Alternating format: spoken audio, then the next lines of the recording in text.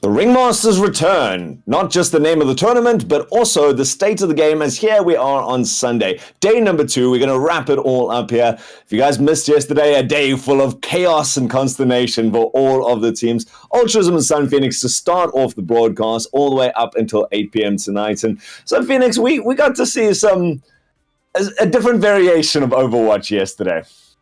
We got to see so many things that you never see in Overwatch. Duplicate heroes in the role lock mystery heroes. We got to capture the flag as well. Something unusual. We got to see players excel that we haven't got to see excel in different roles yesterday as well. So much fun here in the Ringmasters return rather. So it's one of those tournaments where you're just like, something's gonna happen. Whatever happens, as long as we're having fun, it's cool. You know, win or lose.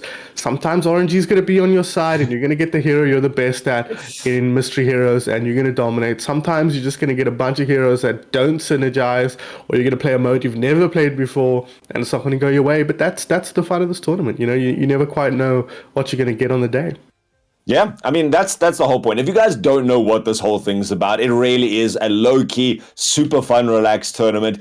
People sign up and get thrown into random teams. Each of the game modes is far beyond what normal Overwatch is, and we vary it up per broadcast, per game right now. We pretty much always start with a role-locked mystery heroes on the control points, but other than that, pretty much anything can go. And like Sun Phoenix said, yesterday we got to see things that a lot of the community has never spotted out before. I mean, Capture the Flag has been one tournament in the entirety of Overwatch that we've ever hosted here in South Africa. We got to see 2 CP, or assault maps as they're officially called, which a lot of the community didn't even know was part of the game. I had no idea how to go through and approach that. And we got to see some very interesting strats that we haven't seen in a long time. Stuff like sim TPs onto a point of Hanamura, which is so old school and classic that a lot of the teams don't know how to react to that. So it's all about just having some fun, hence the shirt. I thought this would be fitting for today because it really means that as casters, we have no idea what's going to come when we're going into this, but we're just here to have some laughs and see some more Torb hammers.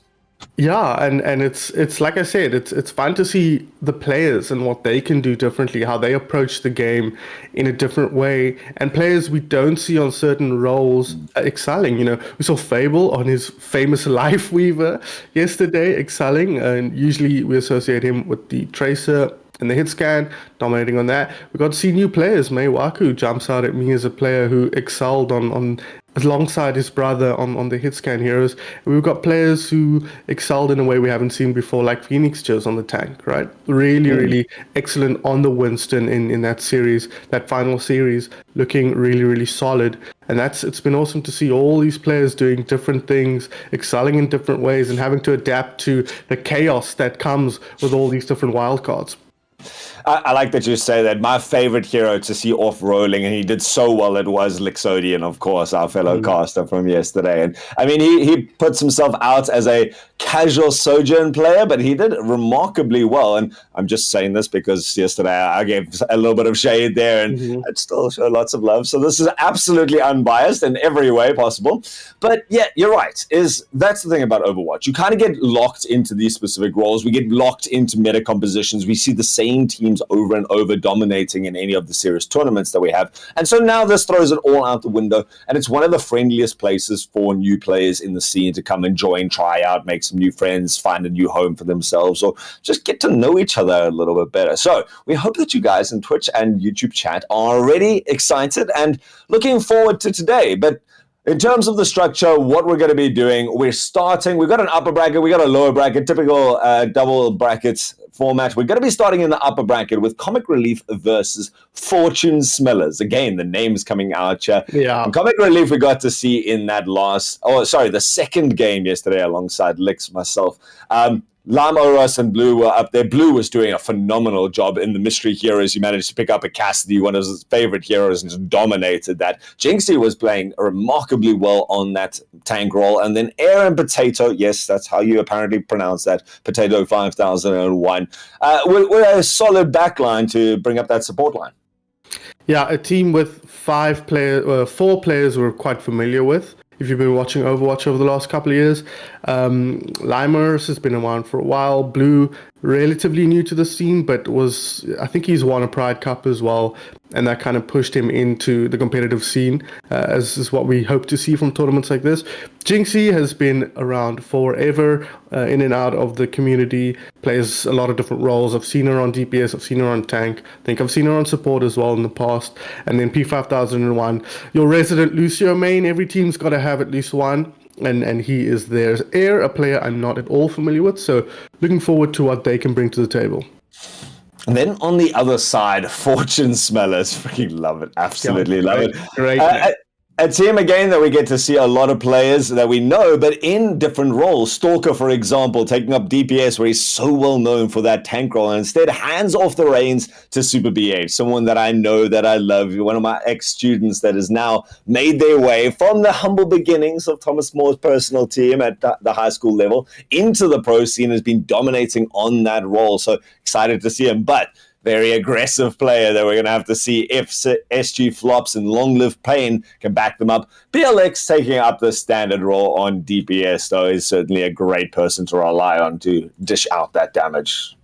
Again, another team with 4 players we're very familiar with. 2, I think, jump out at us, as you mentioned, Stalker, Super BH. I wonder how much Stalker will be pushing Super BH forward. We know how aggressive Stalker likes to be, but he's kind of found a different level this year in his tank. So interested to see what he's able to do on the DPS. And then we've got Flops and Long Live Pain, recent additions to the Overwatch community, I believe, but they've been making their way through the competitive scene and having some success there. BLX, a player I'm not familiar with, so again, looking forward to seeing what he can do. But both of these teams will come in with a bit of success. Of course, this is the upper bracket, so both of them winning more than they were losing in the group stages yesterday. I mean, there was also, like, we have to say, yesterday was a day full of sweeps in the majority of it. It seemed to be one-sided. And what was interesting to me, the only sweep that we didn't have was first game, the Roll Lock Mystery Heroes went one way. And then as soon as we were able to rotate onto people who could pick their own heroes, despite what all the mutations were like, there was an immediate counter towards teams that had clear ideas when they went in. They knew what comps they wanted to run and how they were going to approach the matches. So first game is certainly not going to be the reflection of the rest of it.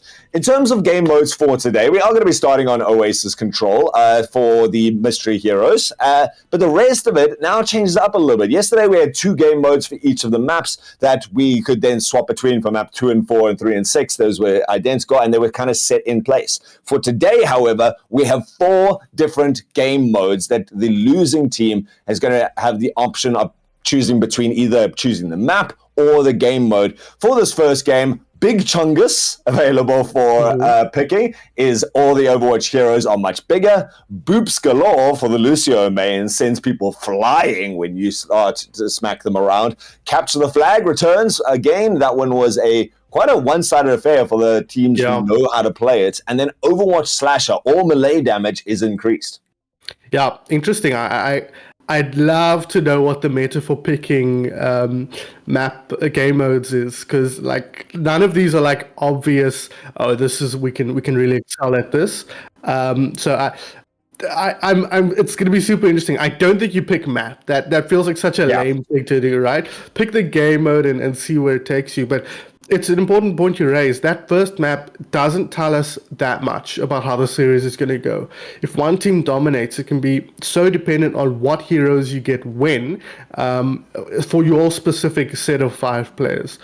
And it remains to be seen after that how your teams adapt to the various different wildcards. So I'm looking forward to seeing how this first map goes, but then how each team adapts to the ever-changing landscape of wildcards that follow. It is a best of 5, as it was yesterday, as it normally is here in Overwatch, and we look forward to seeing. Now, in Roll Lock Mystery Heroes, you pick your first hero, which means these opening team fights are so important because it pushes players off their chosen heroes onto heroes that they have no control over what they get. So very, very important to secure these opening kills on each enemy hero.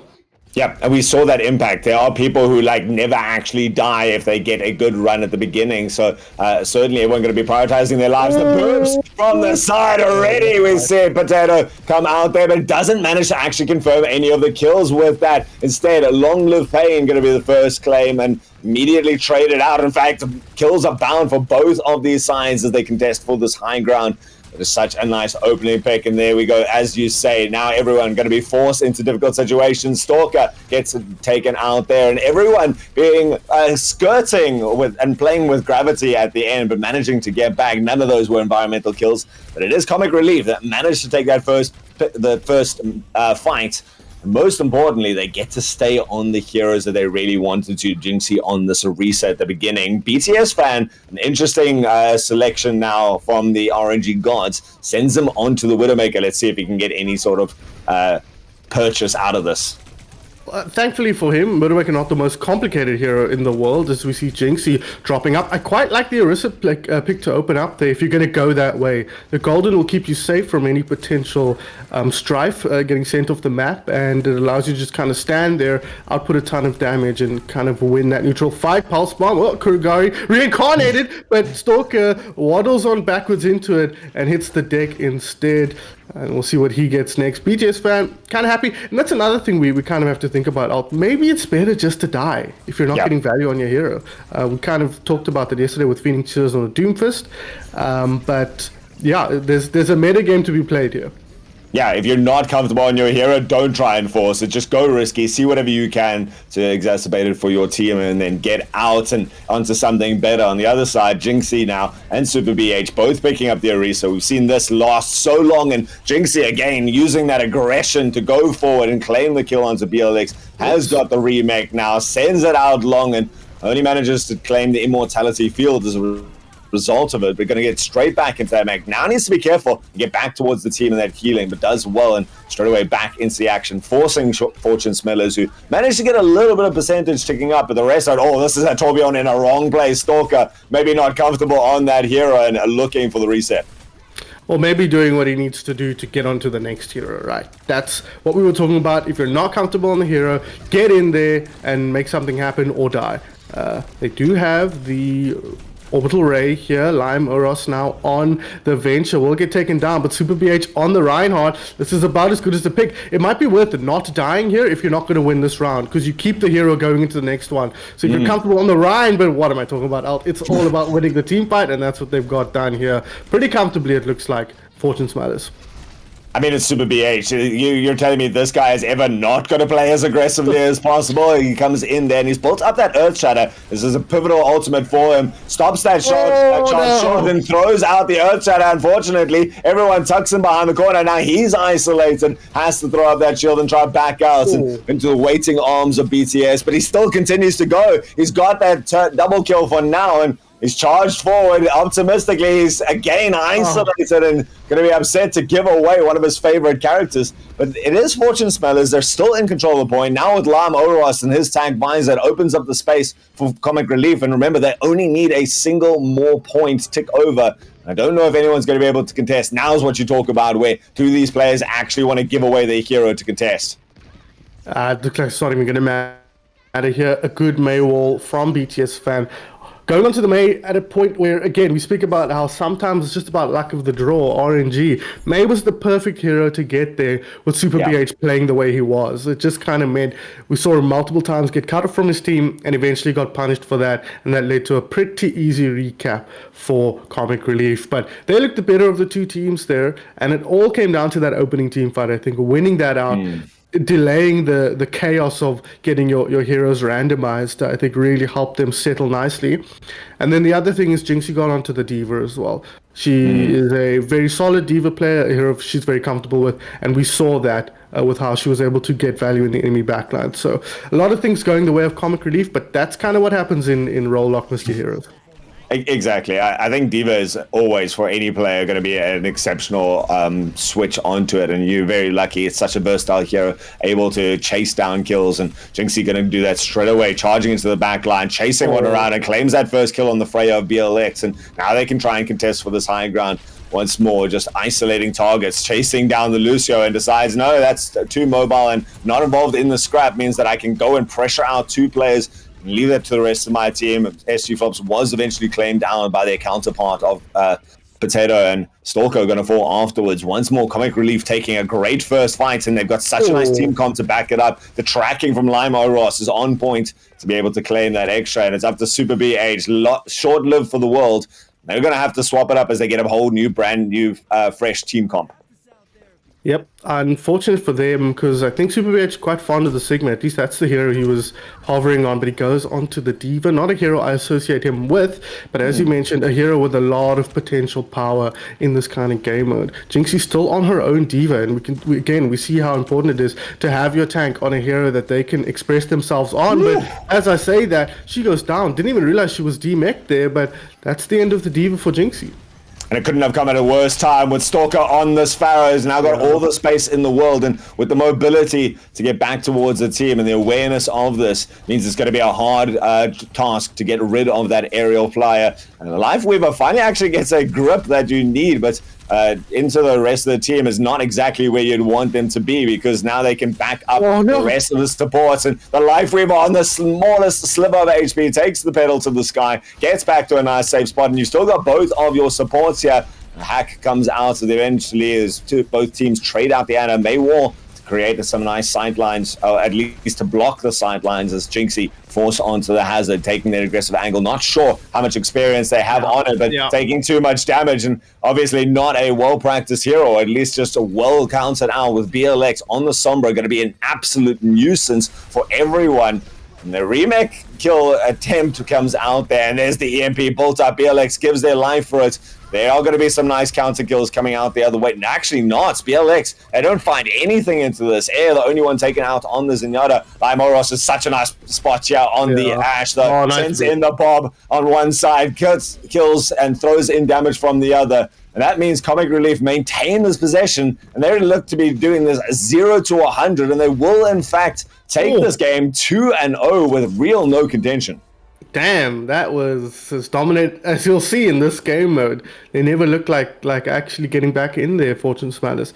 But honestly, it felt like they were just kind of, these team fights were just rolling one into the next, And, just a lack of discipline, I think, early on a Sunday morning for Comic Relief, or Fortune Smilers rather, because at no point did we ever have a team fight, right? We just had this endless brawl. It's like an arena game at that point, where you're just going and kills, but whoever caps the point first will win out, because you'll never kill enough people to actually get that objective back. So just a little bit of ill discipline here. The game mode is kind of funky. It's early for gamers on a Sunday morning, afternoon technically, and I think they were just, if they were to play that again, they'd play it a little bit differently from a discipline perspective. Really worth more here than the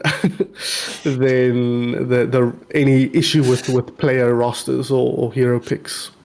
I think you're right. You know, Overwatch at its core has some fundamentals that you've got to keep in mind. And it's not like we saw Fortune Smellers without the tools. There were a couple of team fights there in the university. They had 3 ultimates online, and they didn't group up and use those together. On the other side, you had something like an EMP, one of the most pivotal ultimates in the game, and there was just no follow-up. You know, maybe you want to just stall out for half a second, take the one team fight. If your opponents are on 60, 70% of the points progress, you've got time to wait it out and take the fights on your terms. And that just didn't seem to come out to that. And like you say, it just comes down to discipline. I mean, these are not teams that we see grinding it out. These are not teams that have scrimmed together. They are randomized. And so maybe there's just a lack of a designated RGL in there to make the shots, make the calls that they need. But I mean, that's standard Overwatch. That's pretty basic from the beginning. Whatever heroes you get to add into the mix is a different story. But do you think that this is now enough of a reflection of these two teams that we're saying Comic Relief has got the best advantage in this? Or is that just the standard mystery heroes, throw it away, just an extra point given to Comic Relief, and the rest of the series starts in earnest now? I think I don't think we were shown enough from Fortune Smilers there to actually think that there's more to their play. They need to show us now in the upcoming games that they've got a level of discipline, a little of competitive nous that they can actually take the challenge to comic relief here. We know how good the players are. Stalker, Super BH, Flops, Long Live Pain all have experience competitively, so we know they've got the fundamentals down. They just didn't hook it up there in that game. So it remains to be seen whether that's a consistent issue that they're going to be facing throughout this series, or whether that was just a once-off warm-up game and it'll get better throughout the day. So I don't think, broadly speaking, you normally can't draw much, if any, conclusion from the Role Lock Mystery Heroes, but I think that in this case, we can definitely say that they didn't lose because they were unlucky with hero picks. They lost because they were just not disciplined with how they approached the map. So Yeah.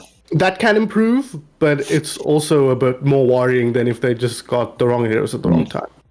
Yeah, there didn't seem to be that adaptation towards the playstyle. We know that they're going to be an aggressive team behind the Super BH front line. And when you've got a designated team comp designed to play around that style, maybe you get a little bit more efficacy out of it.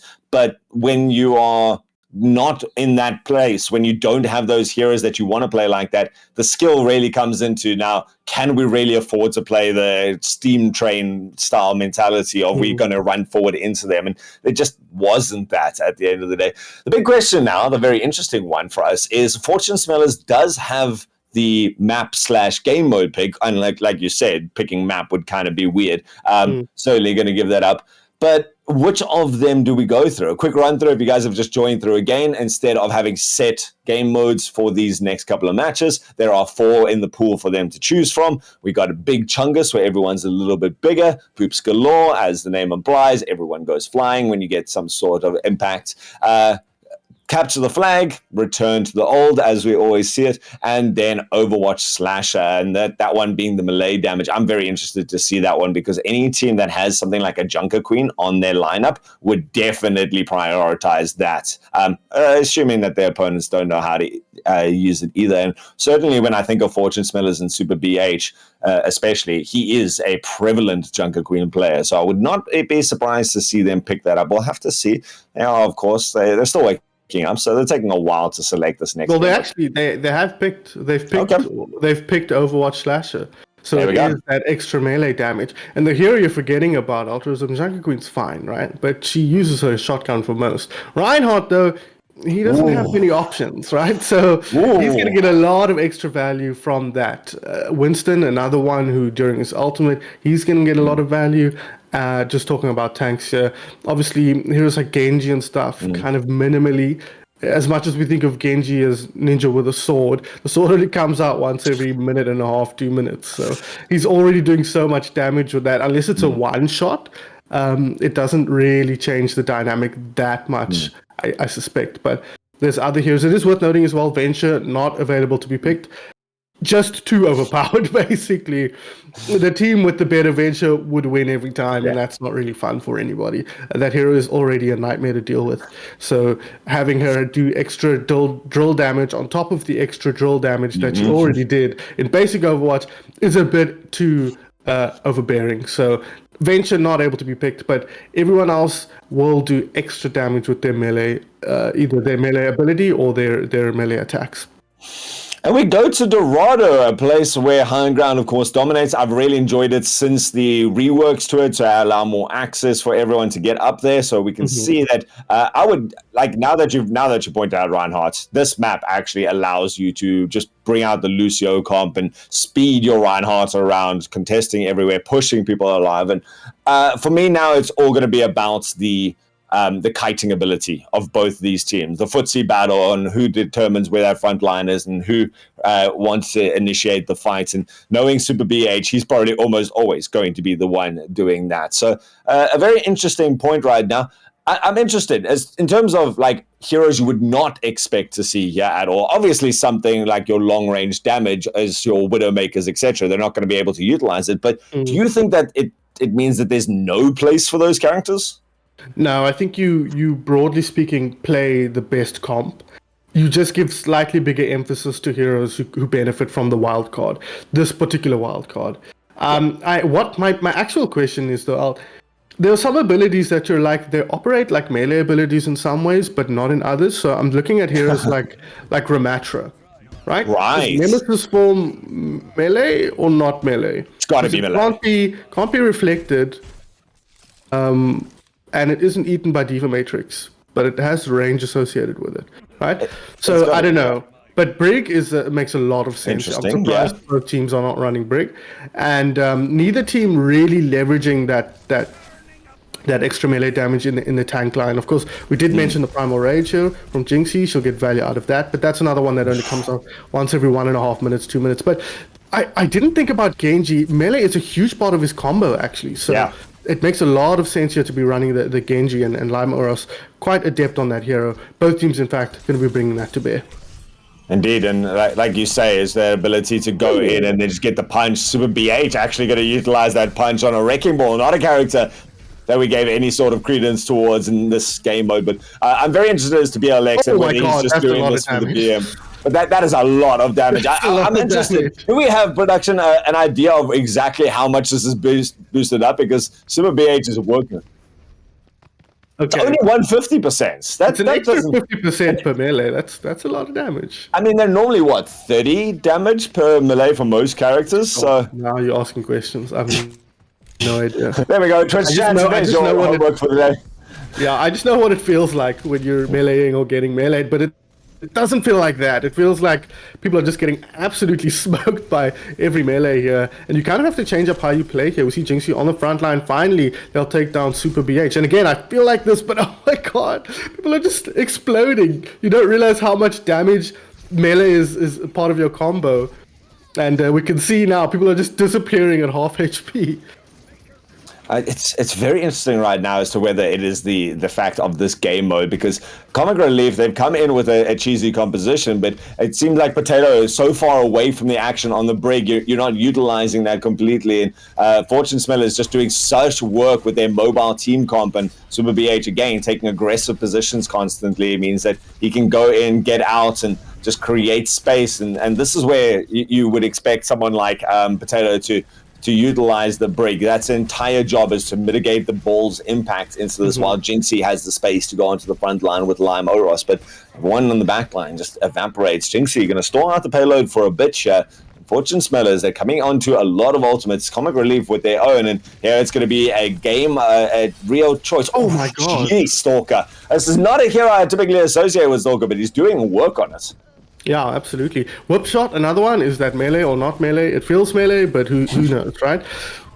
But Trace is a risky hero to play in this mode. Yes, you benefit from the melee. Another hero for whom melee is a significant part of her damage under normal circumstances. But it does mean you can lose half your HP to a melee. So you got to be really careful here as Babs with your positioning and with your execution. But so far, this is a good... You see what I mean? She was like half HP there. She just disappeared. So you really, really have to be careful, especially with a hero like Ball in the mix. And you can see the value that he adds, Super BH here. He can just get on top of people and melee them. You know, just the mobility is so valuable. But here we go. Primal Rage. This is scary.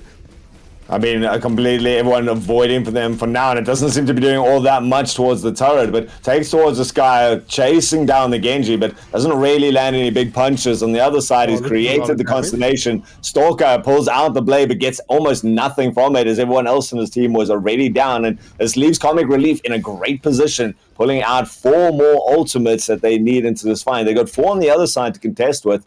Now it's all going to be about that Dragon Blade for me. Lime Oros has work to do and got a nano boost on backline. I mean, you're not doing that for the extra damage in this game mode, but you certainly will appreciate that damage mitigation that it gives you. And what they need to worry about, Super BH, the one to start the fight, as he so often does. This Dragon Blade is not getting any sort of boost right now. I mean, he's slashing and dicing. This is not the one-hit KO that we expected. And I think the teams are just... there's some sort of weird interaction going on here, son, where it's not working as intended. I feel like it's not affecting abilities. Like, the Primal Rage didn't seem like it was doing more damage. The Genji Blade didn't seem like it was doing more damage. So I'm not 100% sure if it's just the normal melees or whether it's all abilities that confer a sort of melee situation. So I'm not sure, but all I know is that people are dying very, very quickly. in the neutral fights, right? So Yeah. it's definitely buffing heroes that can get on top of you and punch you right in the mouth. And the monkey is one of those heroes, but at the moment, Super BH is executing a lot better at the moment on the ball. Yeah, you talk about everyone dying, and it seems to be almost always the comic relief again struggling this time to find any sort of purchase. And eventually, Super BH, he extends a little bit too far. He plays touch the spawn doors, and he's brought in Stalker alongside him. Stalker hard pressed now to get out there. He pulls out the Dragon Blade, but immediately shut down by Lime Oros, who's got in there and also baited in the Kiriko. Suddenly, a bit of a rally. Not the actual ability, but the mentality here from Comic Relief is they're able to come back in. They have swapped off that Brigitte, ironically enough, to be able to come back in, going for a Kiriko of their own. And it's finally a sign of life here from Comic Relief, who seemed stumped and stupefied in the first half of this game. Yeah, I think you got to handle this ball. If you handle the ball, you're in with a shot. If you don't, he's just going to run around and make you look like fools. And it's making space for Stalker to do whatever he wants. And we've seen how much value he's been getting on the Genji. And now another minefield, a headshot to secure the kill on Lime Oros as well. And it looks like they're going to get close to the end here, if not right to the end. But you can see the power of like I say, the heroes that can get on top of you and melee you. The Tracer, the Genji, the Bull, the Monkey, all heroes that are getting a lot of value here. But they're struggling to actually just win on execution. And Super BH, man, he's just rolling through them and punching them in the face over and over again. Why is it feeling to me like that the rolling Wrecking Ball is also getting buffed up? That seems to be doing an inordinate amount of damage. And maybe that is a melee interaction. I don't know in this game mode what counts anymore. But if it is, then Super BH has really hit the nail on the head in the most literal way with the pile driver at the end of it. It does cost them a life, and Comic Relief able to stall it out on the last meter, literally. And they've got a minute and a half to now try and stabilize this. They would ideally love to make sure that they only give up 2 points to their opposition. This is good for Comic Relief, though. They'll at least get it to under a minute. And they were looking like getting steamrolled, but anytime you can finish these escort maps, you'll feel good about it from an attacking perspective. And Super BH, he's attacking them left, right, and center. Another minefield. I feel like you might be right about the boop giving him extra damage here, which is weird because I feel like oh no! What a terrible C9! How many times are we going to get to see this? I mean, what is going on? Okay, so I've pulled up the Overwatch wiki, and out of interest, the melee attacks that are confirmed: Rocket Flail is, Dragon Blade is, Ramacha's Pummel is. Obviously, it is apparently Rocket Hammer, Forge Hammer, and Primal Rage all are, and special quick melees are Junker Queen, Snap Kick, Clobber. Obviously, we'd expect that from Venture, but that's about it. So I see nothing about Wrecking Ball doing more damage, and yet the way Super BH is playing it, I don't know if it's just because of his innate proficiency on the character, but he is rolling in the most literal sense through his opposition. Yeah, I get. Yeah, but who's to say that this particular workshop mode takes all that stuff into account? You know, there's a lot of weird interactions in Overwatch, and I feel like the whip shot didn't do that much more damage the one time we did see it on Stalker. So I don't know what's working and what's not here. It requires a lot of testing for us to actually, glean exactly what is happening here. But it does feel like Super BH is getting an inordinate amount of value out of this hero. But he is proficient on it, don't get me wrong. And the extra melee damage as part of his combo will make a difference. Yeah. It does feel like he's just absolutely dominating at the moment. And maybe he's just that good. Who are we to judge? Just that good. Don't anyone tell him that we said that. He doesn't need that sort of confidence boost at this stage. But very a little change up in terms of the team compositions. The big one, both teams going for the Sombra into this is an interesting pick. And very interested as to why that is. Maybe just try realizing that these fights are so scrappy and spread out that they need some sort of assassin in the back lines. And with Lime Oros being able to hack up that early health pack, that's actually a big play for them to be able to threaten this high ground. And now can start challenging these players. Hacks up the Torbjorn, goes in there, doesn't have the virus to throw over the top, but reinforced there by Potato on the Lucio is a great way for them to come in there. They're being chased down though. Lime Oros gives up their life and they're going to fall just afterwards. Potato somehow bouncing around, claims out the kill onto the opponent, and both the supports now on the floor for Fortune Smellers. A war of attrition, and a Wrecking Ball is someone who needs someone to go back to and try top up right now. Can't rely on these smaller health packs all over the space, and can actually be cut off on the retreat by Potato. Great awareness of the map as a whole. And Super BH says, I don't need to go through the building. I'm in over the top, and gets back to full HP. Hacked out again. This might just be the recognition from Lime, Oros, and the rest of Comic Relief that they need to prioritize this ball. And so far, it seems to be working as they're getting good progress on the payload.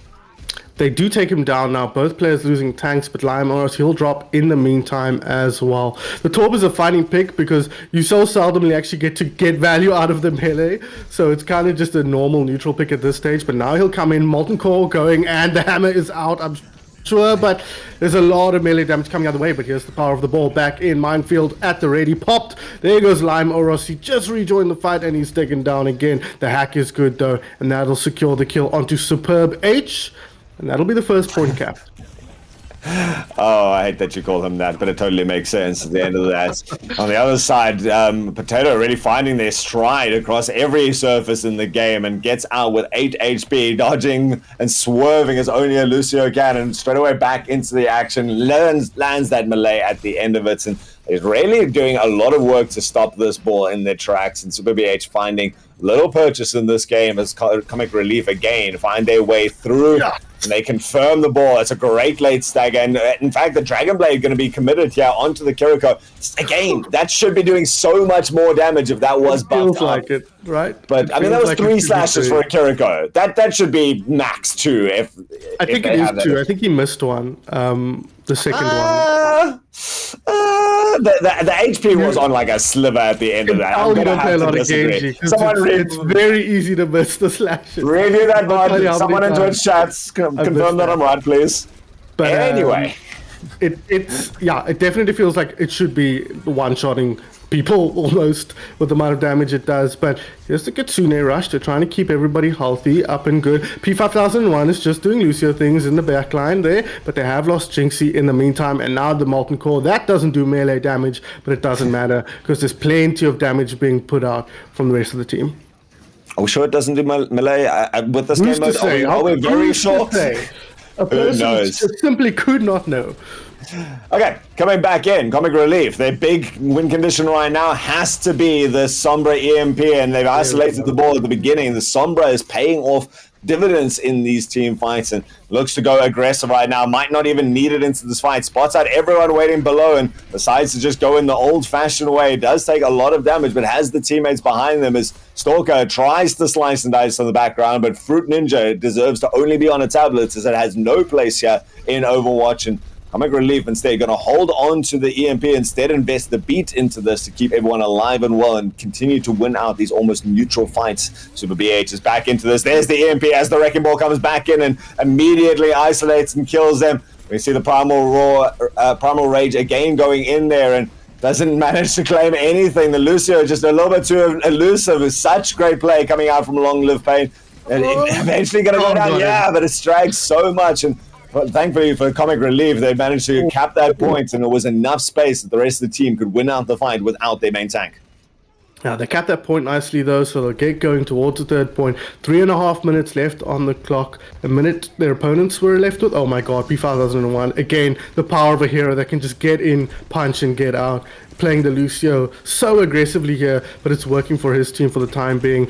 Oh, on point though, a lot of action here. The Minefield finds one. Long Live Pain says, what are you doing, bruv? I can do the same. He gets rid of that pesky Lucio. And that gives space for Superb H to die on the front line. Right, and Comic Relief is now sitting in a position where they've got plenty of time, but they're stalling out in the doorways. Fortune Smell is just reinforcing that line and making sure it's so difficult, but Comic Relief not wasting any amount of time as perks now start to come onto the field and change up the dynamic a lot, and maybe this is all Fortune Smellers need. Hack once more onto the Wrecking Ball. He's being caught out in midair, but immediately cleansed up by Kiriko, means that now there's a chance for him to get back, gets the kill onto Lime Oros. So going to delay that next EMP, which is kind of what this team needs if they're going to carry on going. Yeah, 2/3 HP. You got one shot. And it's not being credited to Malays, which is something I was starting to suspect earlier. But on the kill feed, we're not seeing the punch icon come up as much as you would expect. That's weird because there was a way. Okay, there's Babs getting the punch icon, but it feels like he's doing way more damage than everyone else is with the melee Super BH. But anyways, Cheeto says just for your information, Genji Blade scales with alt damage, maybe not with melee damage. So Okay. yeah, if that is how that works, then it makes sense that it's not getting that bonus damage. I mean that's logical, right? You wouldn't expect a blade to be melee. I mean that follows all intuition, but The game is so uncomplicated in some ways that they don't think about that kind of thing. In Dota or League or something, that stuff would be nailed down Yeah. and everyone would understand it. But in Overwatch, it's like, well, how often is that relevant? Literally never, unless you're doing weird stuff like this. spaghetti code comes through again, and more importantly, fortune smellers, they've held this steady right now. Still a long way to go if you're Comic Relief, and they've burnt off most of their time, and now you got to worry about Stalker on the back line, although he just dives straight into everyone. Eventually Jinx are going to get confirmed out by Super BH coming back in there, but the virus hits and no hack to come out afterwards means that Super BH can continue to run rampant. Once more, it's SG Flops who's done a great job of following up that ball, but gives their life. Kitsune Rush was out, but the rest of the team now out of effective range, and they can decide to go back. And these Torb turrets are in such nice positions that it means that it's so difficult to chase down Fortune Smellers when they do play that footsie game and they back up. They've gotten past that. They've eliminated the turret. They're into the thick of it. As Jinxie bounces away through, no. 2% short of the ultimate. Obviously counts on that coming out, but didn't have it available. And it means that Fortune Smellers once more has the opportunity to stabilize. This is a dire position, and Beat actually invested there. No, that was just the perk. Sorry, I keep getting thrown off by Yeah, that it's stupid thing. confusing. I feel like if you're Jinxie, yes, the Primal Rage, but I suspect it's the same thing as the Genji Blade, right? It's not actually getting that bonus melee damage. So if I'm Jinxie here, I'm on the Rhine, I'm like, let's man up here, let's make it happen. But Primal Rage necessary now just to get the touch. Such low HP and taken down. Super BH once again to the rescue. They are on point here, but they're fighting man down. And it's going to be tough for the Comic Relief to push through, but the Slam comes through and gets the double. Yeah, Slam hit them both up into the air, and then it was just a cleave from the mech suit of Super BH to take that out. And a big play that we didn't manage to highlight is the mines in the doorway that Comic Relief was trying to come through meant that, yeah, you get your monkey to... Jinxie tried to jump through there, but it gave up nearly half their HP, just clearing the mines so the rest of the team could get through. And of course, Super BH going to be the one to be credited with this... the play of the game. This has got to be the Slam at the end. Watch this as two people up in the air. In fact, not going to. I'm very interested to see right now. Wait, no, there it is. Two people in the air, smacks him as he comes around the corner. They were on about half HP at that stage. So certainly an interesting game mode. Difficult one to really predict what's going to be so efficacious. And Super BH, he found the way through. Yeah, that was all Super BH all day, I think. That was really the big difference maker. Nobody else felt like they were dominating. Both Genjis had all three Genjis had their time in the sun.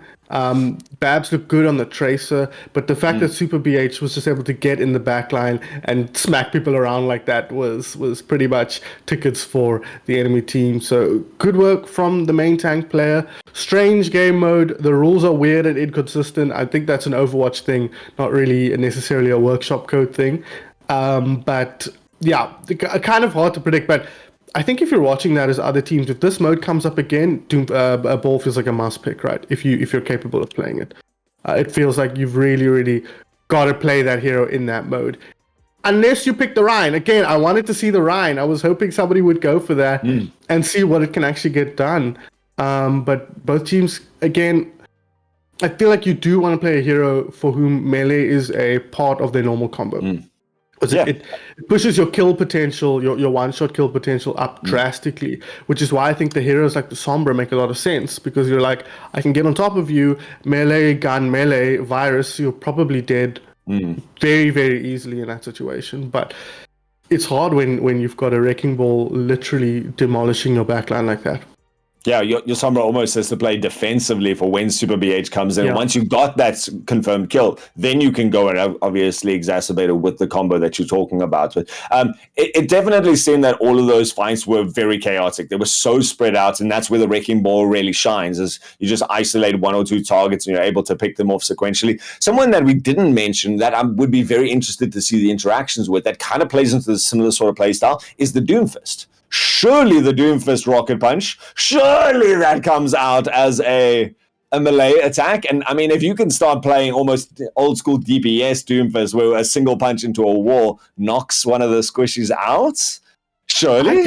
I think the initial punch might be melee. I think the slam against the wall is probably... No, that wouldn't be. But I mean, even if you're just boosting up the damage of the punch, that's... To be honest, I think the more powerful thing about Doomfist is what we're talking about. Melee is a big part of his combo, right? You have a little fist gun, you fire melee, fire melee, and because you can slam in and get on top of people, the Doom Fist itself might be a bit of a red herring. It's the other fist that'll do all the damage. The tiny little one, bap! Yeah, well, it's normal sized. It just looks small in comparison to the other one. Isn't that typically the situation, right? Mm-hmm. But it does bring us to map number 3 with the scores all leveled out now, so we will at least get to see 4 of the matches here today in this first game. And it's 170 melee damage. Risen, you can't just throw that out of nowhere, man. Like, is that for every character? If that is for every character, then Tracer immediately removed from the equation. So certainly does change things up. If that's just for Wrecking Ball, it would make a lot of sense. Then it makes sense. That would answer a lot of the questions if it's just Wrecking Ball doing 170 melee damage. It does now open up the opportunity, of course, with Fortune Smellers managing to pick up that last game. It is going to be Comic Relief with their choice of, again, game pick. Big Chungus, Boobs Galore, and Capture the Flag still in the mix. And I don't know if there is a priority for the rest of these right now. Big Slashes was... Overwatch Slashes was the obvious first pick to me. It did give you some sort of team comps to play around with that. But other than that... how often is something like environmental kills going to be coming out, especially if you don't have the map pick on top of that, or if you have a designated Lucio player? I don't think that Fortune Smellers would be unhappy. Long Live Pain was doing a great job with the Lucio in that last match, but more just from the DPS aspect of it. On the other side, Lam Oros is a renowned Lucio player, so would love to have that an advantage for something like Rialto, etc. But again, so difficult to play around. Big Chungus doesn't benefit one team over the other, and you kind of just then go, okay, who has the bulk damage dealers that can benefit? Something like a Junkrat who can now just start chunking in damage from a long distance. And then Capture the Flag, how much practice do you have on this? Do you have someone who has some designated strat, or did you watch the third game yesterday where we got to see exactly how that game mode should be played? Well, we do know what they've picked. It is Comic Relief picking, and they pick Boobs Galore. So like you say, it's not going to be about environmental kills because the map has also been picked by their opponents, and it is going to be Esperanza. So no real opportunity for environmental kills. It's all going to be about controlling space, controlling the map, and controlling the enemy with your boops. So heroes with boops, Lucio, Pharah, the two big ones that come to mind, right? Zenyatta has a boop, we forget, but he can kick you into space, so gotta be careful.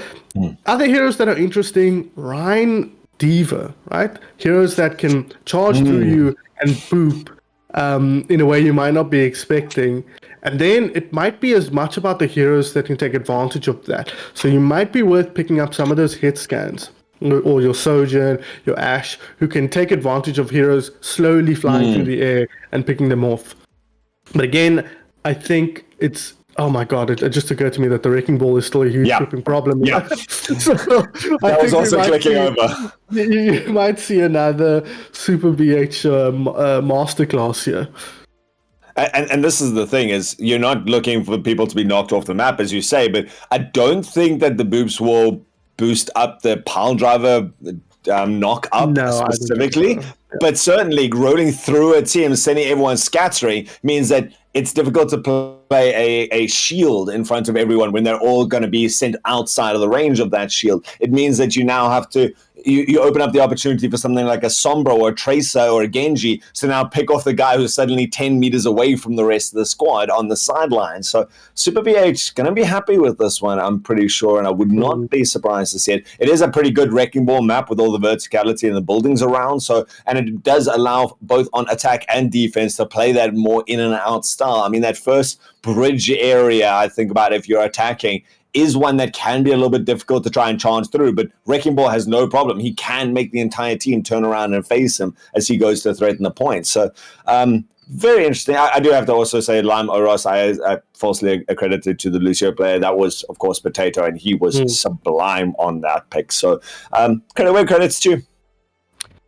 Doomfist, another funny one, right? All of a sudden, anywhere on the map, you're going to slam somebody into a wall, right? So maybe that hero gets stronger. Of course, Stalker is not playing tank, so he will not be able to play the Doomfist here. But who knows? Super BH, Jinxie, maybe they've got a Doomfist in their locker. But Super BH, he locks the ball here 1,000,000%. Yeah. And then after that, it's about, can you handle the heat that he's bringing out? Yeah, I would not be surprised to see that. But again, someone that we've seen flex onto a lot of the brawly style. So it depends on the rest of the team compositions around them. But Ball would be a viable. And if that is your mentality as Comic Relief, realizing that that's something that Super BH has shown to be an absolute menace on the other side, do you pick around that again? Do you go for something like the Sombra pick early on into this? It's a tough call to make, especially if you're on defense. You kind of have to come out with that designated plan from the beginning. It does feel that way, but this tournament is about adaptability, right? Who would have thought that the Wrecking Ball is the pick in that Overwatch slasher mode, right? We never even considered it, but it kind of shifted the paradigm of our understanding of that whole map. That whole wild card, and I wonder if there's something we're not realizing here that one of the teams is going to discover that's actually super OP. I think ultimately, though, it's going to be about how well do you handle the chaos in this game mode. It's going to be, you can't just get settled, sit down, and play around without getting booped. I kind of like the idea of the brig there that Air was on, but not going to choose that. And the Orisa, I mean, that hero just makes absolute perfect sense in this mode. With the Golden, it'll be the only hero with her feet planted on the ground. But also the helicopter spin, right? Not the Terra Surge that you're falsely accredited to. But, I mean, if you're wanting to create some space of people charging you down, this ability right there, that has a boop aspect towards it as well. So you can send people so far away, and I'm interested to see how much extra there is. Stalker going to be one of those characters that does take advantage of people out of the range. And Farah, another character that we haven't talked about all that much, both increases your own mobility and the ability to displace people into the wrong areas, and the damage coming in straight away from the ceiling. But pretty neutral in the beginning to start us off as the bot contested from the moment we start. Jinxie going to be the critical kill, though. His first tank death, and Super BH still looking very healthy. Now can charge forwards, and this is the rest of what Fortune Spell is needed to secure point number one, or at least the first progress of the bot. You know what I meant.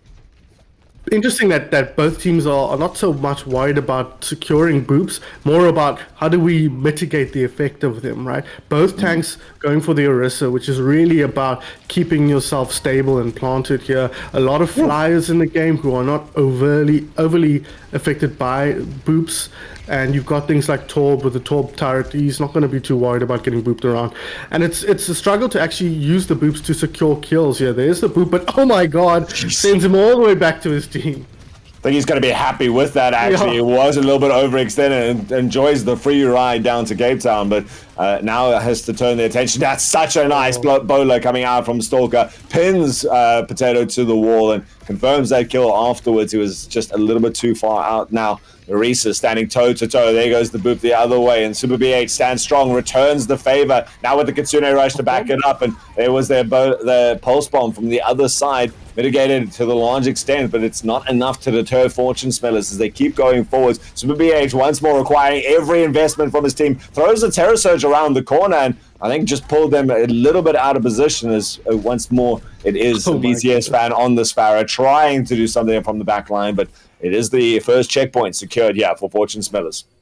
We kind of wondered what would happen after that first game, right? Comic Relief dominated on that map. Fortune Smilers never really looked like getting anything done, but since then they've really looked the better of the two teams, and it's in large part off the back of superior tank play from Super BH.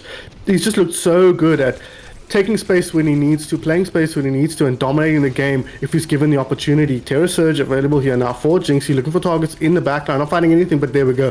SG Flops goes down, and that should isolate the Orisa enough to secure that kill.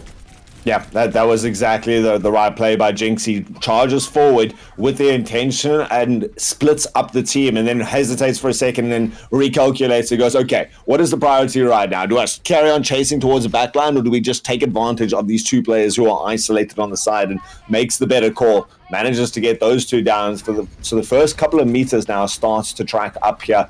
I like this little off angle coming out from the Lucio. They deal with the Torb turret, so that's not a problem as the rest of the team can push down mid again. Jinxie's still holding on to this Terra Surge and then decides to go into it. As I said, that's huge actually. And times it perfectly after the Suzu comes out there, so the team are able to be picked off afterwards, and the rest of Comic Relief going to take advantage of this, systematically eliminate whatever threats are left, and not afraid to chase down the last couple of kills for some late staggers into this. This is a very isolated Orisa with only, I mean, it is Super BH though, so you're kind of stuck in here with me, it seems, at the end of the day, and holds that Terra Surge for the entirety of it, but eventually it provides an easy target for a nice stick from Lime Oros to be eliminated at the end of the fight. And Kiriko are going to be very happy that they've got that perk that gives them the double quick step, because needed to get out there. And Comic Relief, they maintain possession and they keep it going. Now they're going to be the ones to get up that checkpoint.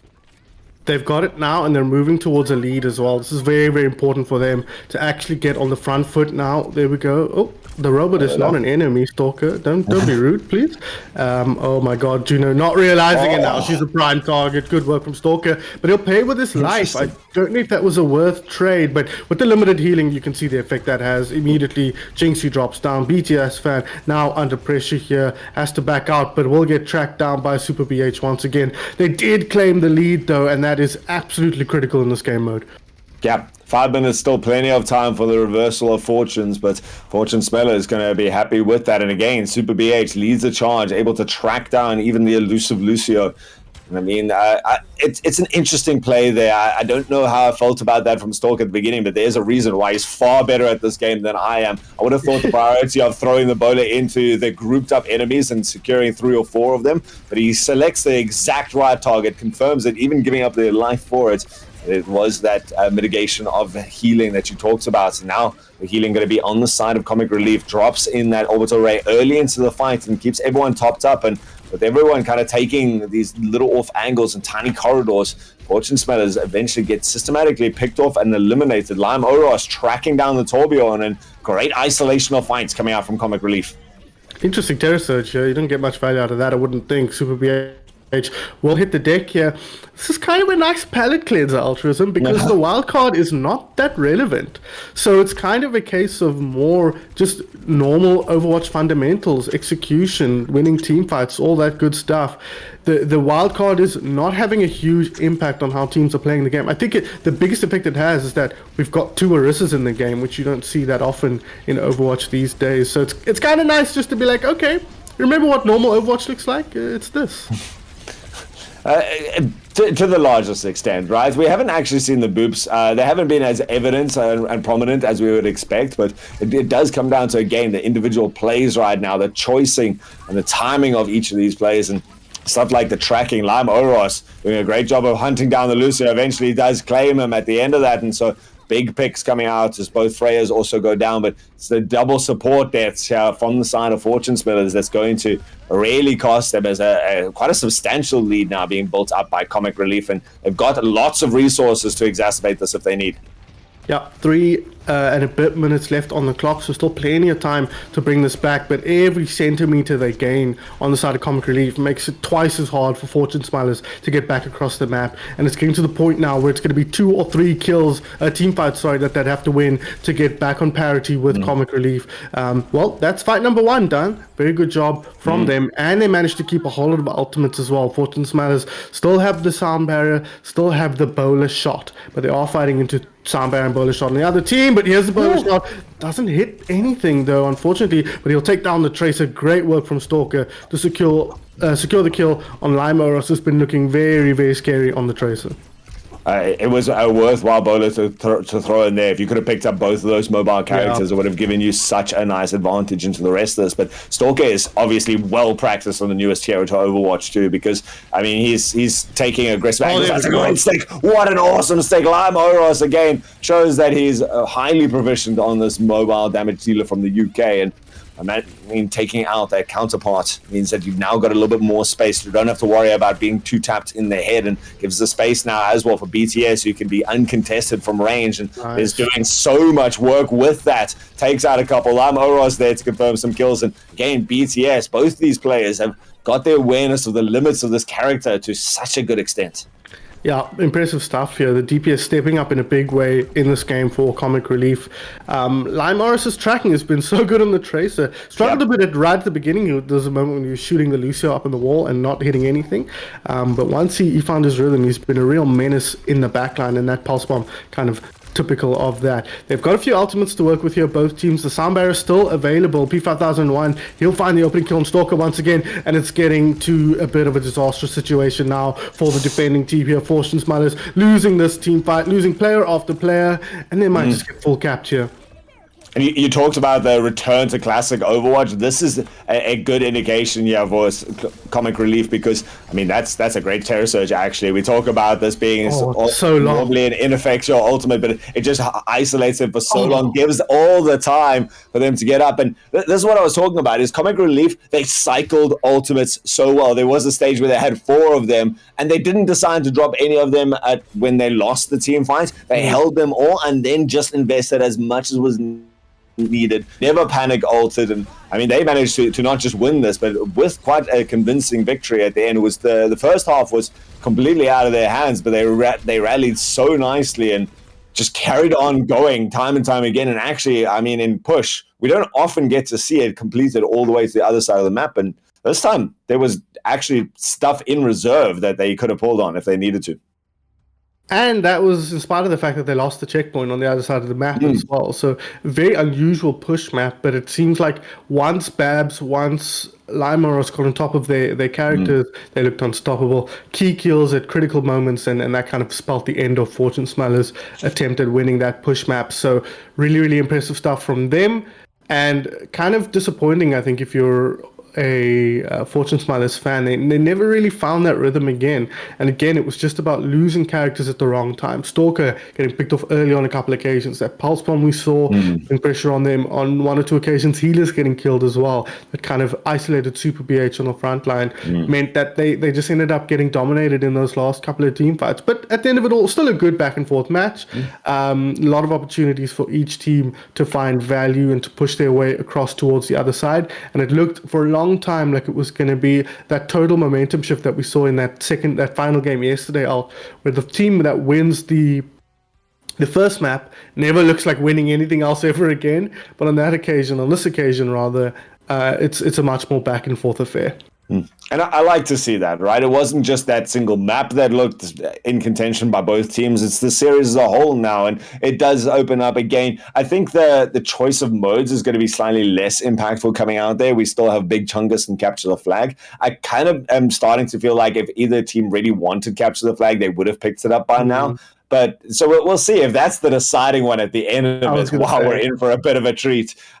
But it is still up for grabs as to whether we're even going to get there with Comic Relief now up 2-1 in the series. They just need a single one left.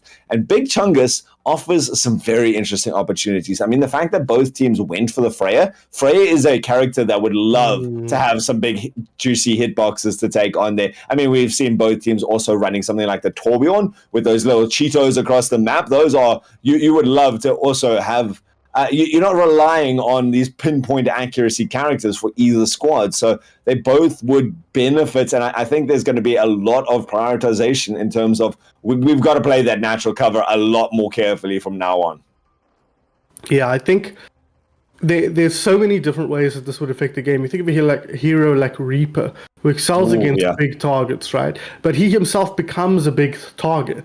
And so it might not be the best. Like, it wouldn't surprise me if we see what we saw in this game, more of the same, because it all kind of balances out. Your opponents are bigger, but so are you. And at this level, people are able to hit their shots so comfortably that an extra X% of size is not going to increase their accuracy by that much more. So we'll have to wait and see what effect it actually has. Any hero that requires you to hit small targets is going to excel.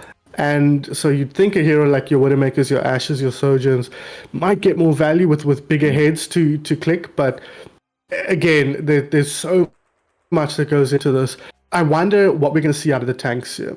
This is the first time where the tank pick doesn't really feel prescribed by the game mode necessarily, like we saw in the Overwatch Slasher and this most recent one where Orisa felt like a must pick for both tanks.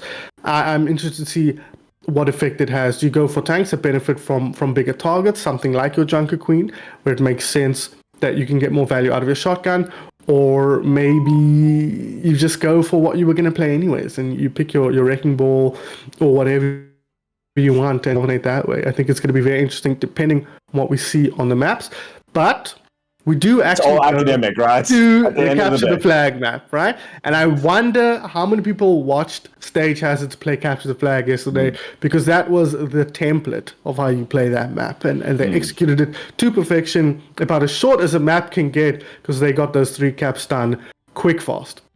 Yeah, that was like nearly 3 minutes or 2 minutes of gameplay, and that was it. It was kind of like walk to the other side of the field and then hold your position there while you have a tracer back and forth. And we can break that down a little bit. Lijiang Tower going to be the home for our Capture the Flag map, but we'll have to see if we do get that big Chungus map at the end, of if we see Fortune Smellers managing to break this out. They've gone for this pick, and maybe that means that they do have something in the back line. But let's break down that comp that we talked about yesterday, because we talked about all the variables that could possibly be a part of this. If anyone has not played Capture the Flag before, something you need to know is any sort of mobility abilities do make you drop the flag, so you cannot pick up a Winston and suddenly leap towards the other side of the field, or if you pick up a Trace and you start blinking, the flag gets left behind. You also don't need to have control of your own flag if you want to try and cash in your opponent's flag. It's something very different, as Sun Phoenix said yesterday, from most of your typical Capture the Flags.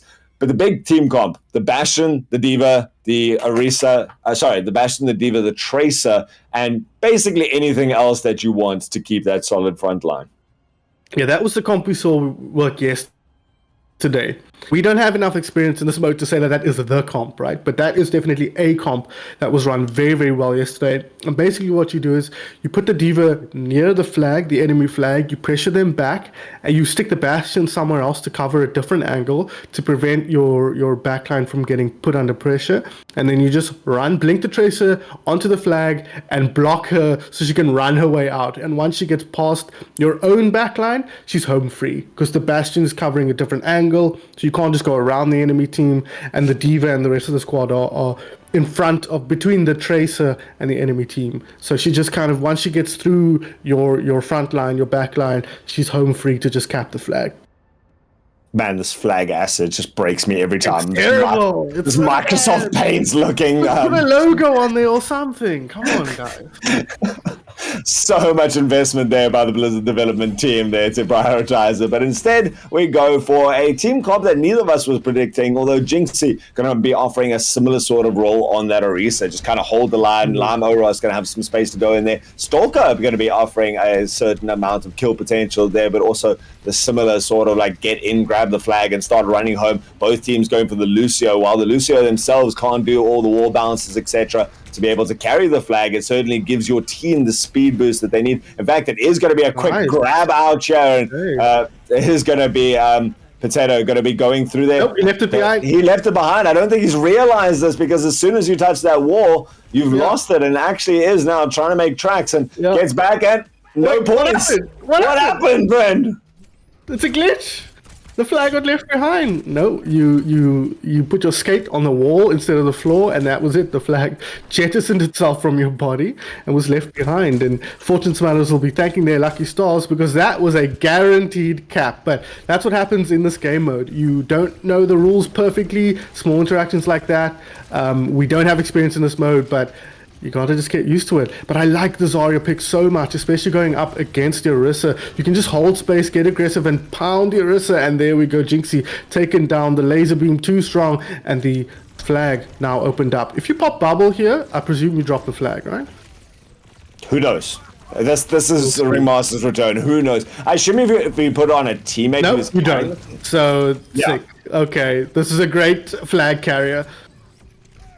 And I mean, even if you're not the one who's able to get the flag yourself, you do at least provide that protection for your teammate who's carrying the flag. And it is a nice one pick up here for Fortune Smellers. They were quite happy with this this map pick, the game mode pick. And they do take a nice early advantage. And you mentioned it yesterday. Once you're in the lead, it does kind of change. The ball actually sends backwards. I mean, it was trying to pull it in, but it was the boop out from Potato that manages to get that. And Comic Relief now, they've got they're getting their opportunity to get a little bit more space, but they got to contest with that Molten Core. Jinxie, I don't think any sort of golden reinforcement is going to give you the advantage in that. You're not getting out. And Fortune Smellers, they take a great charge forward. They've got the Zarya full HP there, just kept at bay for half a second by the boot, but quickly picks it up. Lucio's speed boost on charge means that they can get back. There's still the Tracer looking to cut them off, but how is the Tracer supposed to contest with the Zarya? Manages to pick up the second point, and the big play to me right now, son, is this Graviton Surge. We kind of chatted about it yesterday. A clean team fight secures you all the opportunity that you need if you want to take that final point for yourself.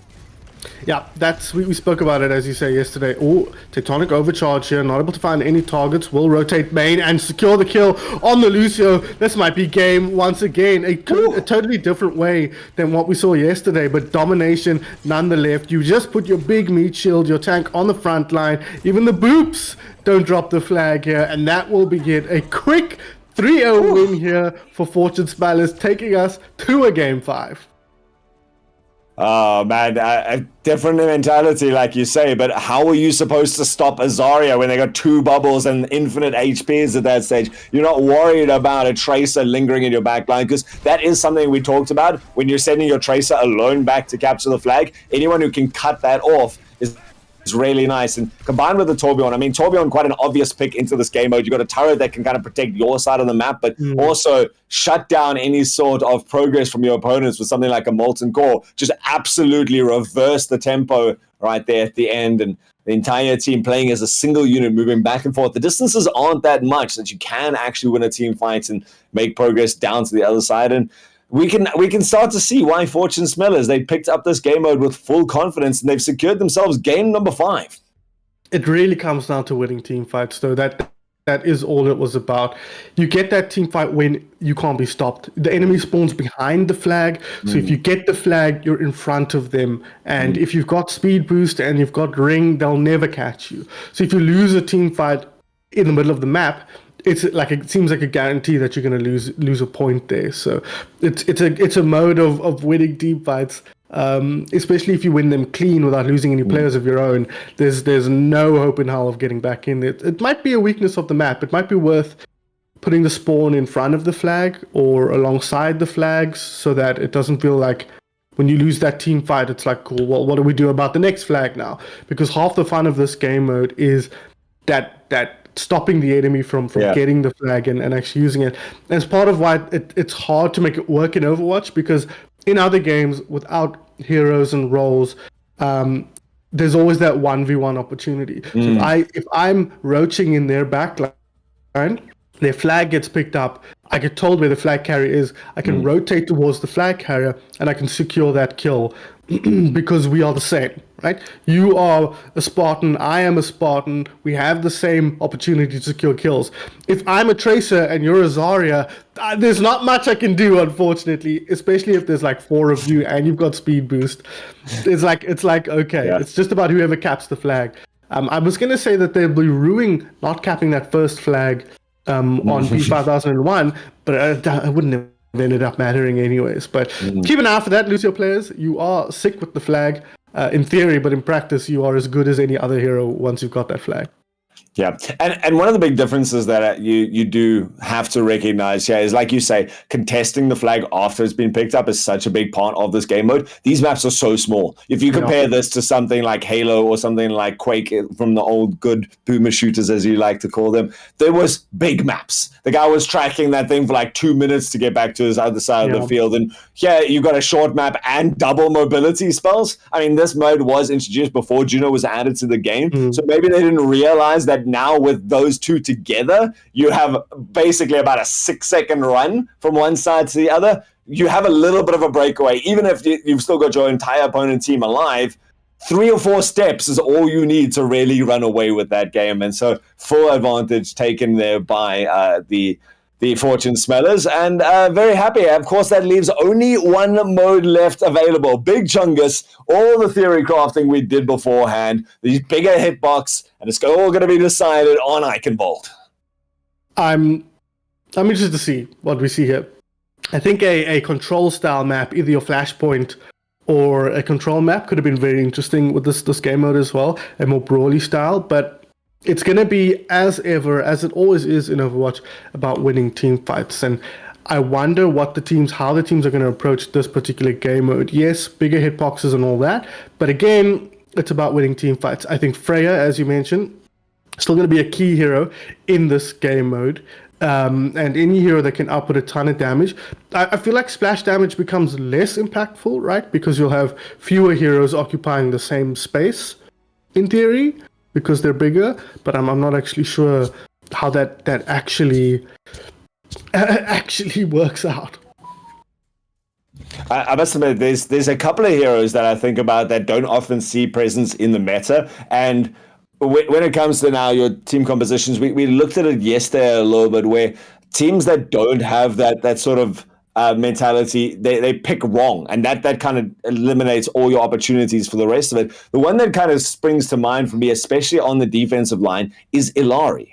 It is a great character who relies on good aim, but the pylon, when you've got such a clean distinction between where the attackers and the defenders are, being that bridge on first point, you're going, okay, we put this in a nice safe space, then the extra bit of chip damage that our bigger targets are taking is going to be mitigated and build up that ultimate so much faster, but can also put in a lethal amount of chip damage themselves. And it's going to be really a tempo control for me, is how good are the cross angles on first point for the defending side, and how quickly can you engage once you get an advantage for the attackers?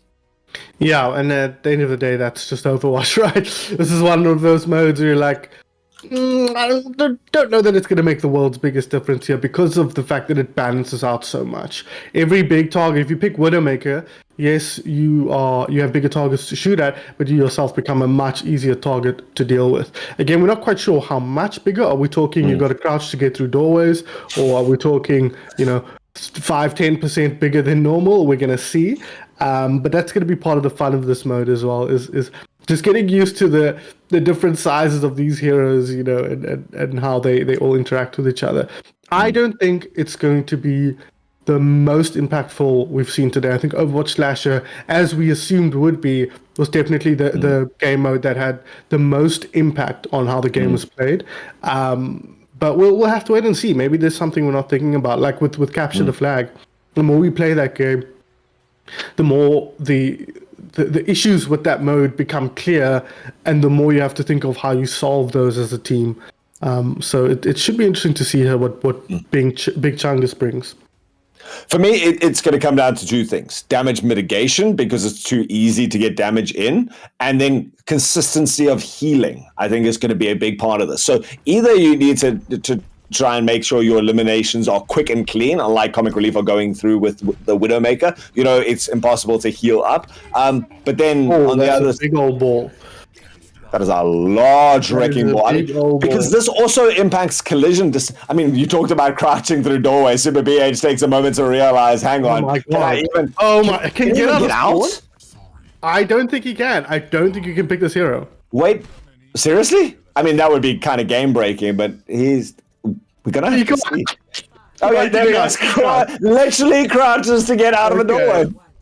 So heroes that can't crouch can't be played in this game mode. Reese is literally bigger than the doorway. Oh my god, she's I mean, so Margot was cute. already huge, and now what is going on at this Yeah, does stage? he have 4 hearts now? How does it work? Malga's an interesting pick, though, because, of course, your entire game plan relies on you hitting your opponents to get that healing up, and now it's going to be far easier. BTS fan, though, opens it up. It's the shot Widow- we were looking for. Now that we know how big they are, the Widow feels like a must pick, right? Oh, my God. There's so much head to shoot. This is ideal. This is ideal as a Widowmaker player. There were 2 time zones by the distance between his guns and his head as he came around the corner there. Between his nipples, bro, there were times. Don't know if we're allowed to say that, but BTS fan taking full advantage. So much easier to click heads when they're the size of a planet, but decides to try and get out there. Does give up their life, but the rest of the team of Comic Relief was ignored. So big. Can she get through the bridge there without? Even Zenyatta has to duck to get through a doorway. Oh my god, dude. This is wild. Okay, I didn't realize how much bigger they were going to be. Once you see it in action, it's like, wow, okay. This is actually game changing. I mean, this is nearly what 150%, I would say, of the model size is what I would guess. But It feels like double in my almost right. I mean, big Zarya bubbles there. biggest Venture as well. Oh my god. Oh, shame. Like, Venture, I don't think is a great pick here. I mean, your entire purpose is to be elusive and hard to hit. And now it's just too easy to track you down. So, points go to Comic Relief for a great selection of this. And they're able to build up some ultimates as well. BTS fan again now claiming the kill there and takes the shot. Oh my Reads god. it behind the movement of Jinxie and realizes I don't even need sight lines. I can put it through my Reese's armor and still get that shot. And it's up to Fortune Smellers again. Adaptability, the name of the game. You almost don't want to be on attack first here.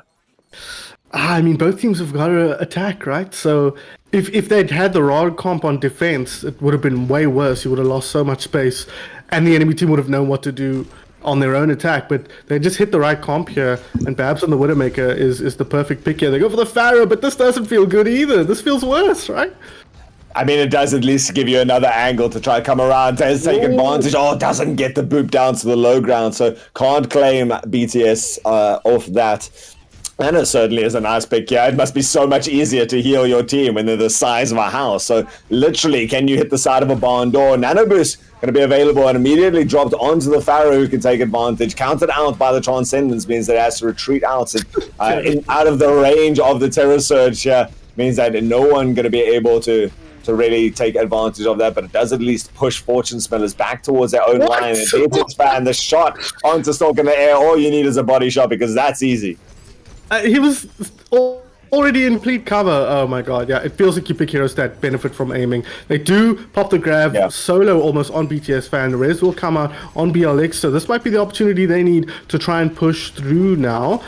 Graviton Surge was just used BLX though. He finds another DPS. This should be good. The Nano is good on the Orisa here, but 100% charge on the Zarya with the backup from the Mercy, with the Honor as well. They should be able to push their way through, and they can just do just that. The health bars, I presume, are in the ceiling. Yeah, that's why we can't see the HP on these heroes. That's another little weird thing you've got to be aware of when watching this mode, I guess. But you were right. This was just good Overwatch coming out from Fortune Smellers. It took so much time to get their team comp right, but now that they've got it, they're playing it well. They take advantage of any early picks that they get. They just eliminate one by one. And I actually really like the pick of the Zarya and an entire hero based around tracking. Now, once you built up that charge, you want people to be shooting at you. So easy. On Babs. It's a So dream come easy, true. he says. It's a dream come true. Look at how big that target is right there. Why is he so slow as well? Okay, don't worry. I think that's he's just dominating on the front line though. I mean, as he typically does, right? He's going to be harder pressed now to contest the high ground, but there's a big Orisa coming to the back line. Ash actually manages to dodge the spear, but the rest of these slow tracking projectiles, again, I like Orisa because typically it doesn't get all the use out of the, what is that weapon called? It's called the Pulse Drive or something like the Fusion Drive.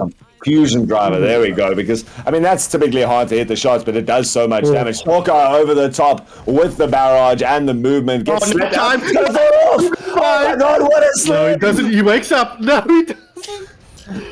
Oh my god! And that is the benefit of playing Ana here. Not just the teammates easy to shoot. Yeah. The sleep is so much easier to land, but it's not really going to help them win this team fight. They're a little bit split up here at the moment, and they're losing friends at a rate of knots. They have lost their tank, obviously, as well. They do have the Transcendence to try and mount a comeback in this team fight, though. Or Cassidy, Limo Ross tries to get back undercover, but his hitbox a little bit too big, so it is going to be the Transcendence, but there's no teammates to really come out afterwards. It's the Orisa late into the fight, but all you've got for healing is the Orisa, and against the fully charged Zarya, against the Pharah, that Orisa not long for the world, and Ash also able to just continuously build up that ultimate there. The second point claimed out here for Fortune Smellers after a disastrous charge in the beginning, and they're starting to get some momentum. Yeah, you'll be happy with this if you're Fortune Smilers, absolutely here. This is game 5 as well. All the action, it's hard to it's easy to forget that this is match point for both teams here. Winner progresses through the upper bracket, loser drops down to the lower bracket, but the Graviton Surge comes out here. Terror Surge popped as well, but it's not going to keep Jinxie alive. They're losing players at quite a rate of knots, and it feels like once the train got rolling here, Altruism, they never really got set up on the side of Comic Release to stop them. Both Sport Ultimates have come out from Fortune Smellers and it's bought them the time that they needed to close out their Comic Relief. Would have loved to have come back in, but they're going to have to save those Ultimates for the next round because there's no contesting it now. And I am genuinely impressed that Fortune Smellers managed to close that out, and with time on the clock as well, considering how that started. It was like you said, just once they found their footing, there was nothing that could stop them. It did feel a bit like the first map, though. Just a lack of discipline from Comic Relief. They never really grouped up as a team. Yeah. This is now the smallest Crusader in the Overwatch universe, I suppose. They never really grouped up together. They never really set up for a proper team fight. They were kind of scrambling from beginning to end, and that kind of spelled their doom. And once you got to the third point, the Widowmaker stops being as impactful, and it gets really tough from there. So we have to wait and see how they can do this. This is another hero. Can you get out? You can't crouch on the Diva, Jinxie. I think you might be trapped. I did see the ball come out at the end of the defense, so clearly the doorways are big. Kiriko can't even get out.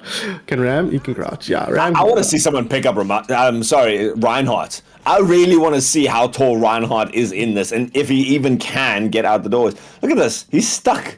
Jinxie is stuck on the doorways. If you can't crouch, you can't leave. In Marvel Rivals, this mode wouldn't be playable because you can't crouch in Marvel Rivals. Don't bring up that game. That's not important at this stage. Sorry. Officially, but Stalker got to be taken full advantage. Sticks on the block. And his body falls on the side as well. So punished. Well, that's a good start here for Comic Relief. They can take advantage of it, and they've managed to pick up a Pharah of their own. Now it's going to be the big punches, gigantic fists colliding with Super BH to claim that kill, and I mean, even able to confirm the Mercy afterwards. So while Fortune Smellers, this is where they got stalled out. Comic Relief has come in with the game plan, and they managed to work it right now. This Pharah pick, bro, I don't know anything about this game because I would not think that this is a particularly good hero in this game mode. You're so much of a bigger target in the sky. Your extra splash damage, or the splash damage, isn't really buffed that much by bigger targets. Super BH, though, he wants to be the biggest target he can be on the Roadhog. The extra healing could be quite valuable, the sustain, because you will take a lot of damage here. The hooks should be easier to hit, and you'll get maximum value out of the shotgun as well. So it might be a pretty smart pick here, the Roadhog. Oh, I mean, those hooks are going to be ridiculously easy, and like you say, with that shotgun burst, you'll hit every single pellet into everyone, and he's doing well with it right now. Takes out that high ground, contested back up, looking to drop down. I mean, even from range, you're hitting a Pharah with that, so going to jump down, and only the TP out saves the Kiriko's life. Potato back towards the team, but Payload has stopped. It's just this time on the bank is going to be the hard part. There goes the Hanzo. Doesn't actually manage to confirm the kill afterwards at the end of it, and actually gets taken out. BTS fan drops the barrage over the top, but it's the barrage from the other side that's more impactful as Stalker evens this up. SG flops again. Zenyatta, something we haven't really talked about. That added bit of discord and damage boost there, and I mean, being able to hit those orbs yourself is a huge part of this game mode. So Fortune Smellers, they still stay in control here on point number 2. Yeah, I like the Zen pick a lot here.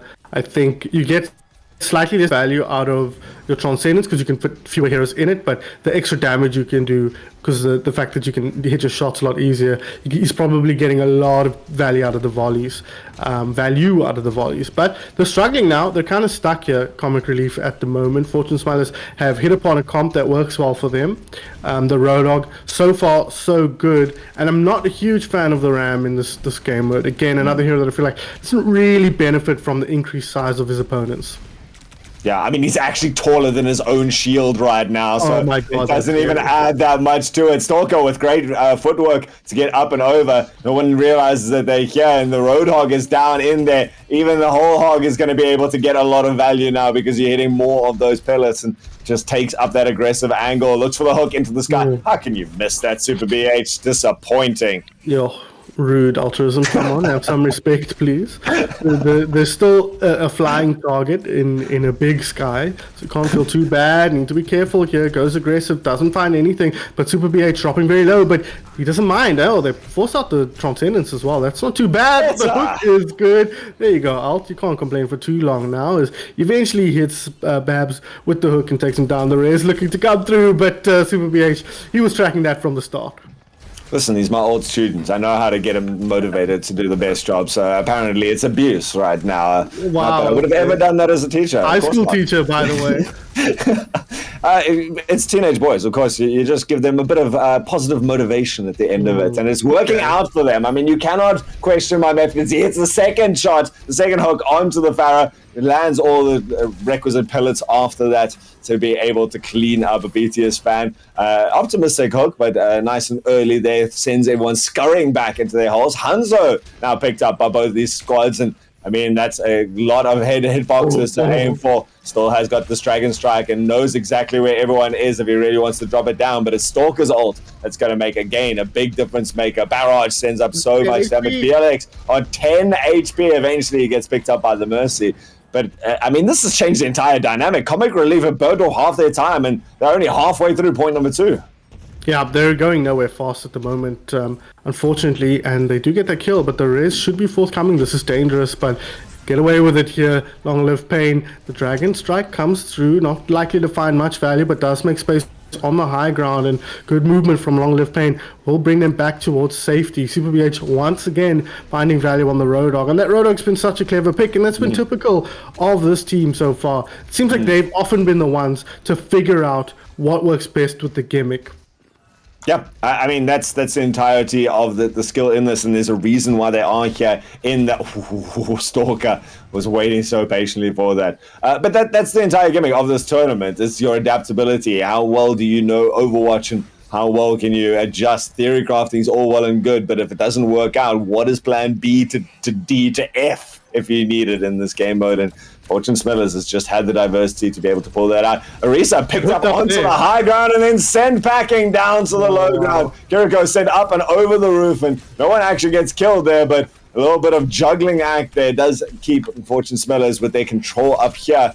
Genji back in now onto the high ground. That's an interesting pick there. Again, an elusive target that relies on it, but it's Super BH. He gets the hook onto the Mercy, cancels out the Rez. Doesn't get the kill, but it's enough to at least keep the man advantage on their side. And Stalker with another ultimate decides to drop it onto the lone Mercy. I mean, that is savage, but a minute and a half. You've got other ultimates coming up now with BLX on that Dragon Strike, but on the other side, Comic Relief with very few tools to work with.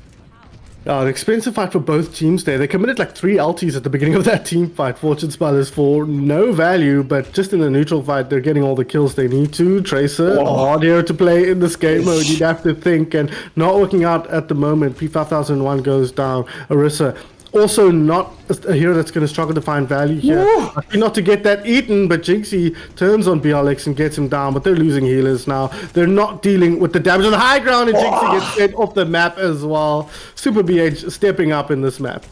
Such a calculated angle as well, just positions above the pit. And it's Lamoros trying here. He actually gets the one support on this with the Dragon Blade, but I mean, it's a contention in overtime. How much more can you get? There's too many Fortune Smellers alive, and I mean, they win this out. So they win our entire game, and it was after a tenuous beginning to this map after that, but It's all about how well you're able to adjust to the challenges of each of the game mode. Everyone played their part here. Everyone eventually found the heroes that worked out, and they came together as a formidable opposition. They're going to continue their run in that upper bracket. And I mean, they've only got one more match to secure themselves a spot in the finals right now.